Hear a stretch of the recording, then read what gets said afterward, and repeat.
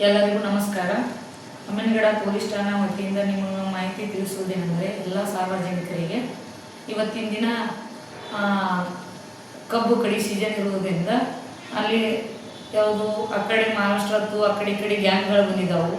ಗ್ಯಾಂಗ್ಗಳು ಬರೋದ್ರಿಂದ ಕಬ್ಬು ಕಡಿ ಕಟಾವ್ದಾಗ ಹಿಂದೆ ಯಾವುದೇ ರಿಫ್ಲೆಕ್ಟರ್ ಹಾಕಲ್ಲ, ಸೌಂಡು ಟೇಪ್ ರೆಕಾರ್ಡ್ ಹಚ್ಚಿರ್ತಾರೆ. ನೆಕ್ಸ್ಟ್ ಏನಪ್ಪ ಅಂದರೆ ಚಡ್ಡಿ ಗ್ಯಾಂಗ್ ಜೊತೆ ಬಂದು ಅಡ್ಡಾಡ್ತಾರೆ, ಅವರೇ ಮಾಡ್ಯಾರ ಅನ್ನೋದೊಂದು ಸಂಶಯಾತ್ಮಕವಾಗಿ ಅಡ್ಡಾಡಿದ್ದಾಯ್ತು.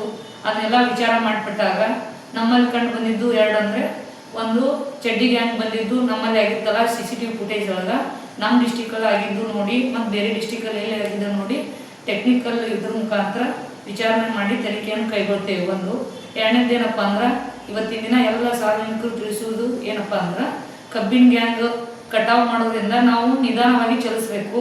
ನಮ್ಮ ಜೀವ ನಮ್ಮ ಕೈಯಾಗಿರುತ್ತೆ. ಯಾವುದೇ ರೀತಿಯಾದ ಹೆಲ್ಮೆಟ್ ಇಲ್ಲದಾಯ್ತು, ನೆಕ್ಸ್ಟ್ ಇನ್ಶೂರೆನ್ಸ್ ಇಲ್ಲದಾಯ್ತು, ಡ್ರೈವಿಂಗ್ ಲೈಸೆನ್ಸ್ ಇಲ್ಲದಾಯ್ತು, ಗಾಡಿ ಚಲಾವಣೆ ಮಾಡಬಾರ್ದು, ಓವರ್ಟೇಕ್ ಮಾಡಬಾರ್ದು. ಈಗ ಕಬ್ಬು ಗಾಡಿಗಳು ನಿಧಾನವಾಗಿ ಹೋಗೋದ್ರಿಂದ ಕಬ್ಬಿನ ಗಾಡಿಗಳು ನಿಧಾನವಾಗಿ ಹೋಗೋದ್ರಿಂದ ಇವರು ಓವರ್ಟೇಕ್ ಮಾಡಕ್ಕೆ ಹೋಗಿ ಇತ್ತೀಚೆಗೆ ಆಕ್ಸಿಡೆಂಟ್ಗಳು ಜಾಸ್ತಿ ಆಗ್ತಾ ಇದ್ದಾವೆ. ಜಾಸ್ತಿ ಆಗ ಸಂಬಂಧಪಟ್ಟಾಗ ಅವ್ರ ಕುಟುಂಬದವರಿಗೆ ಯಾವುದೇ ರೀತಿಯಾದಂಥ ಅನುಕೂಲಗಳು ಸಿಗುವುದಿಲ್ಲ. ತಮ್ಮ ಒಂದು ಜೀವ ಹೋಯ್ತಂದ್ರೆ ಮತ್ತೆ ಆ ಜೀವ ಬದುಕಕ್ಕೆ ಸಾಧ್ಯ ಆಗಲ್ಲ.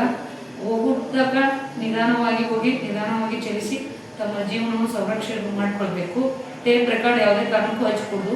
ಟೇಪ್ ಹಚ್ಚೋದ್ರಿಂದ ಹಿಡಿದು ಏನಾಗುತ್ತಪ್ಪ ಅಂದ್ರೆ, ಹಿಂದೆ ಗಾಡಿ ಯಾವ ಬರ್ತಾವೆ, ಮುಂದೆ ಯಾವ ಬರ್ತಾವೆ ಲಕ್ಷ್ಯ ಇರಲ್ಲ. ಅದು ಟೇಪಿನ ಕಡೆ ಗಮನ ಹೋಗ್ತಂದ್ರೆ ಇಂಥ ಅನಾಹುತಕ್ಕೆ ಘಟನೆಗಳಿಗೆ ಕಾರಣಗಳಾಗ್ತಾವೆ. ಒಟ್ಟಿನಲ್ಲಿ ಹೇಳ್ಬೇಕಂದ್ರೆ, ಕಬ್ಬಿನ ಸೀಸನ್ ಇರೋದ್ರಿಂದ ಚಲಿಸೋರು ಆಯ್ತು, ಆ ಕಬ್ಬಿನ ಗಾಡಿಗಳಾಯ್ತು ನಿಧಾನವಾಗಿ ಹೋಗ್ಬೇಕು. ಅದೇನು ರಿಫ್ಲೆಕ್ಟರ್ ಕಡ್ಡಾಯವಾಗಿ ಅಳವಡಿಸಬೇಕು. ನಮ್ಮವ್ರು ಚಲಾವಣೆ ಮಾಡೋರು ಕಡ್ಡಾಯವಾಗಿ ಹೆಲ್ಮೆಟ್ ಇರಬೇಕು, ಟೂ ವೀಲರ್ಸ್ದವ್ರಿಗೆ.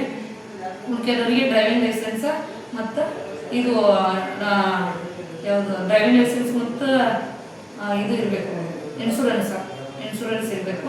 ಎಲ್ಲ ರೀತಿಯಾದಂಥ ವ್ಯವಸ್ಥೆ ಇಟ್ಕೊಂಡು ಯಾವುದೇ ರೀತಿಯ ಅಪಘಾತಕ್ಕೆ ಅವಘಡ ಮಾಡಿಕೊಡದೆ ಇದು ಶಾಂತ ರೀತಿಯಿಂದ ಈ ಸೀಸನನ್ನು ಯಾವುದೇ ಇದಕ್ಕೆ ತಳ್ಳಾದಂಗೆ ಇಟ್ಕೊಂಡು ಹೋಗ್ಬೇಕಂತ ನಮ್ಮಲ್ಲಿ ತಮ್ಮ ಸಾರ್ವಜನಿಕರಲ್ಲಿ ವಿನಂತಿ ಮಾಡಿಕೊಳ್ತೇವೆ.